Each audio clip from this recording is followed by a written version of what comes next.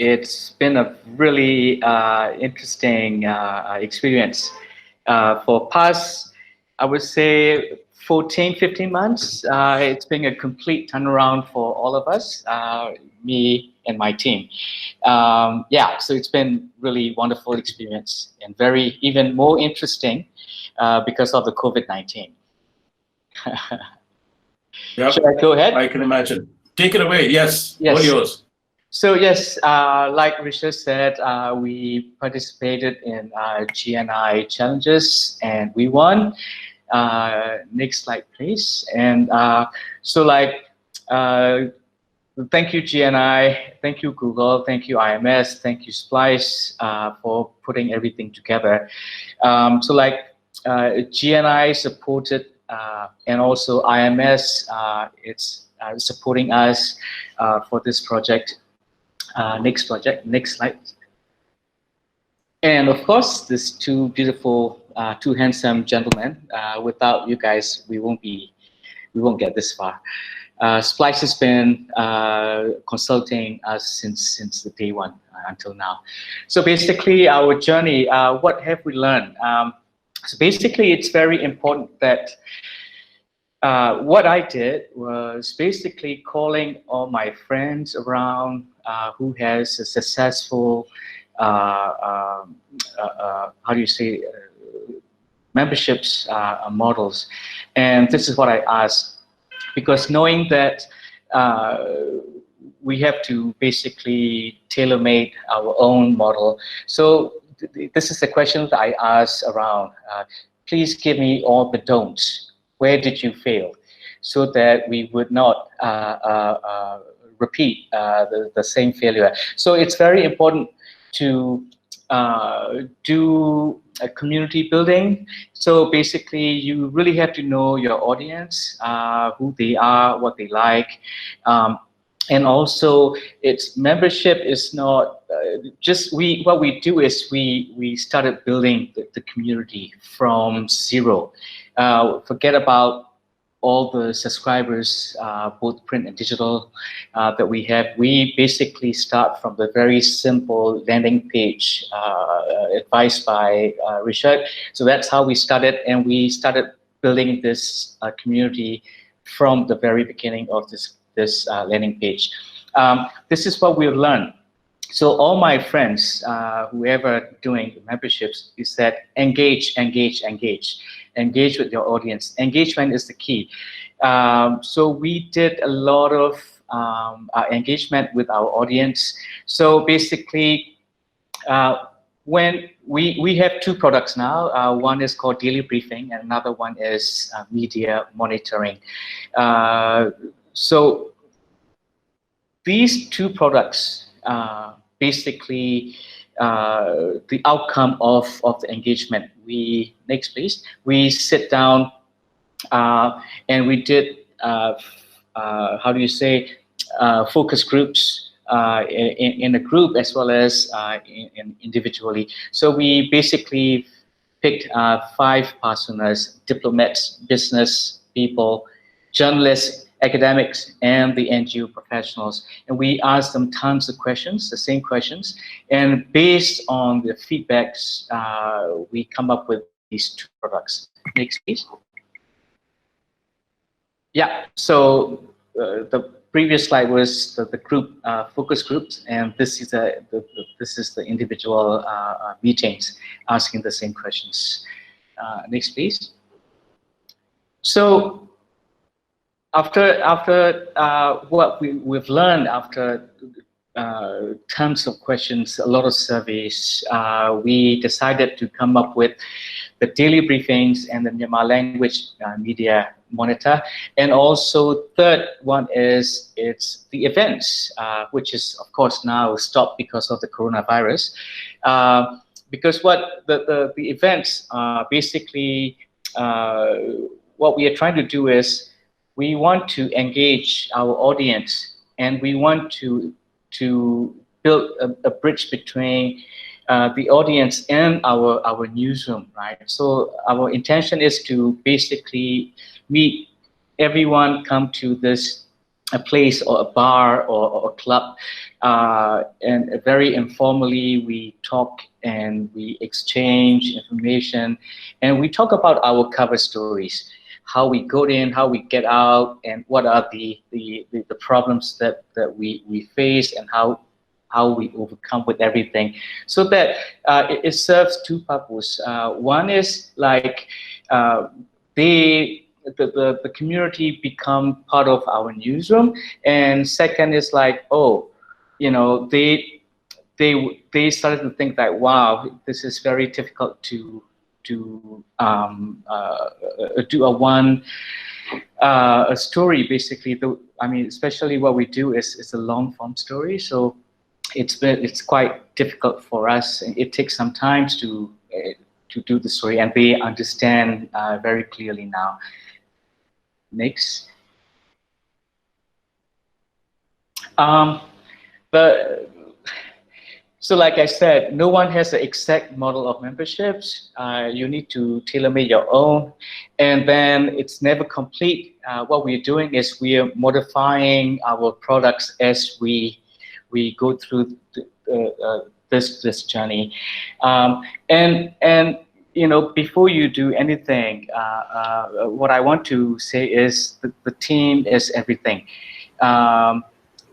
Like Frontier has already have a very high standard journalism in the print, but it doesn't really matter, right? When we basically start thinking of shifting or doing memberships, you you know you really need to have a great small but very solid team, and the mindset of the team is super important. Everybody has to be on board. Everybody has to be on the same page. Everybody has to be taking all the challenges that we face. And I'm so lucky that I have my team. Next, I want to introduce you to my team of 9. Yep. So me, Tom there, and Claire, Jeffrey, Andrew, Nanda, Juju, Thierry, and Lumeng. This is my A plus. How do you say? Not even A team, A plus team. They've been wonderful. Next, please. So the next challenge that we have is using the tools, right? Because we used to be such an old school publisher.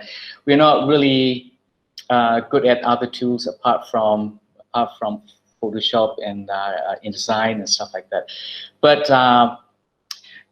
we've been using MailChimp, we've been using SurveyMonkey for our surveys, especially Notion. It's very useful. Thanks to Richard and Alan again. We recommended this Notion. It's free, but it's very unique, and it's quite an organized tool, especially Ellen and Richard traveling around the world, me traveling around the world, and this application put everyone into the same place, and then track on what has done and what has to be done. So these are the tools that we use. This is another lesson that we learned, right?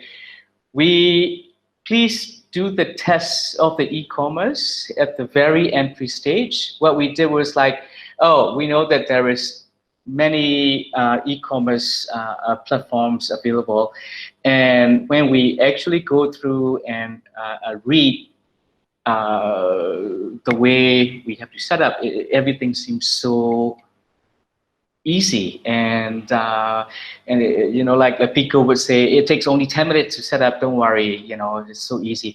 But when we actually implement both Pico and Stripe, because they are the latest tools, and it doesn't really match with our banking system in Myanmar, so we had a lot of hiccups. For instance, Stripe doesn't recognize Myanmar credit cards. So you know, and so forth. Stripe would only default is it's only Singapore dollars, not the US dollar. Blah blah blah blah blah. So we thought it was so easy, so we did at the end, but that was a mistake. Now everything is up and running smoothly now, but we should have done it in the beginning, and it would have been a lot easier to manage. Next, please.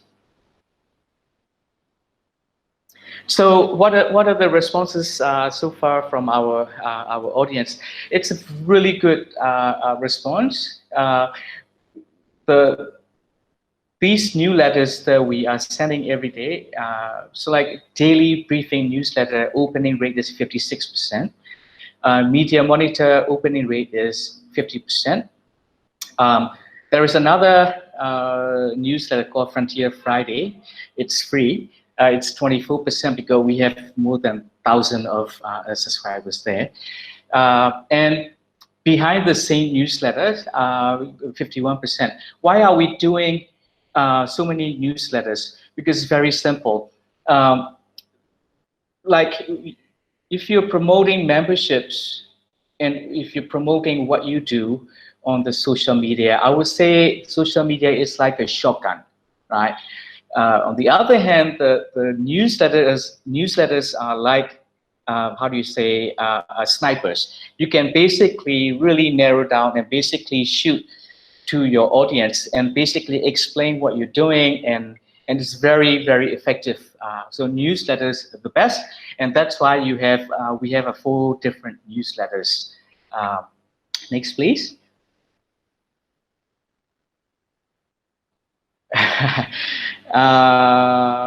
Nope. Next one, please. Yeah. So we, like Alan said, I want to talk about COVID-15. Last night we found 2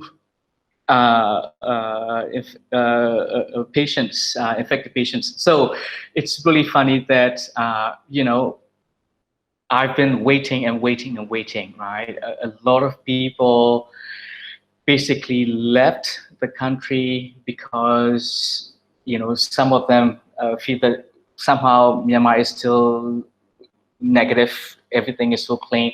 They worry about the medical facilities, transparency, this and that. And we were also waiting and waiting and kind of panicking, looking at France, looking at Italy, looking at China, Korea.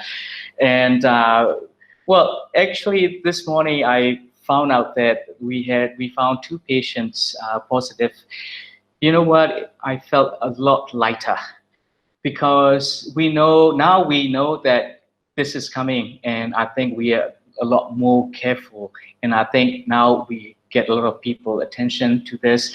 Anyway, so what is happening now is like for past a month and a half, most of our commercial projects are either canceled or postponed. Operations are pretty much halted. You know, we have nothing in terms of no offense. We are playing defense at this point. And also I found out that there are some delays for the new grants, especially like because election is around the corner. I've been applying for the different grants, and now they seem that everyone it's basically affecting, and they're working from home, the head office closed, and everyone is basically playing defense. So it seems like the grants, new grants are somehow delaying, and huge impact on the membership sales because a lot of people are leaving, and it's very difficult to sell at this moment. But even though, as we're talking, we have 1 subscriber for our memberships like 10 minutes ago. That's pretty good for the first one in like a week. So yes, everything is kind of affected, and everything is kind of slowed down. Our newsroom and our commercial departments, everyone is working from home at this point. Next, please.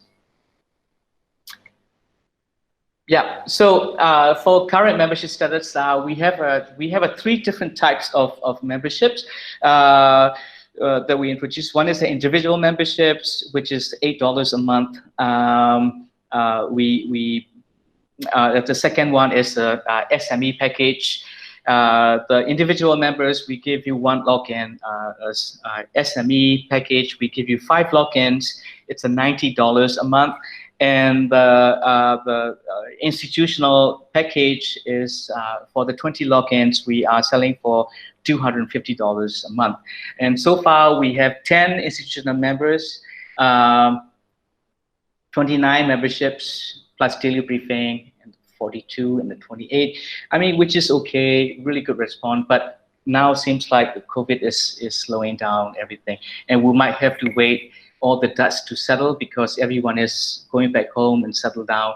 Maybe, hopefully, it will pick up in next week time or next month time. Next, please. That's about it. That's where we are at this moment. I'm happy to take all your questions.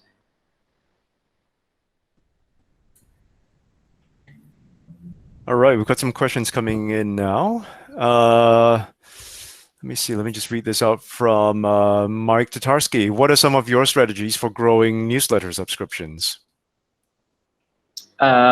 Basically, newsletters are like a bit like Splice, right? People talk about it, people share it, and this is exactly what we are doing. Just asking people to subscribe and all the subscribers to share. So that's my strategy at this point. Cool. Let's get a couple more questions for Sonny. But before other questions come in, it breaks my heart to hear what's going on financially. With the COVID situation in Myanmar and how that's affecting advertisers. So is this something that you've seen as well in some of your counterparts in Myanmar as well? Do you see advertising also drying up for them as quickly as it has yours? Yes. What happened is it's not pretty much the whole economy was very, very slow in the beginning anyway, before coronavirus hit. And then because of the global panic, one industry after another just fell apart. And at that point, pretty much everything stopped. So like your country's pretty much the same. It's quite difficult for the media industry because everybody is still very much relying on the advertising revenue, and we are so lucky that we launched our memberships on time. So at least membership is the only revenue stream that we have. Everything pretty much stopped. It's going to get tougher, a lot tougher. Yeah, sure sounds like it. We've got a question from Gayatri. At the beginning, you mentioned you started to get to know your audience from scratch. What was that like? And also, he says, yay to the new subscriber that you got 10 minutes ago. Yeah. Actually, what I meant was like, before we thought about memberships, right? We have a hardcore readers, both online and print. Even though, because we are publishing in English, we are doing long form. So it's a very niche market. We don't have a whole lot of audience, but we have really solid people, all the movers and shakers, basically reading our article. So it's very it's easier that we already have a hardcore readers for past 4 years. But then when we actually think of doing the memberships, then when we actually start doing the research, we thought we know everything. Actually, it's quite wrong. And we get to know, you don't know your audience unless you ask tons of questions, right? So that's why I'm saying engagement is the key. You really have to keep talking to your audience, what they want, what they like, and then based on that, you shape your product.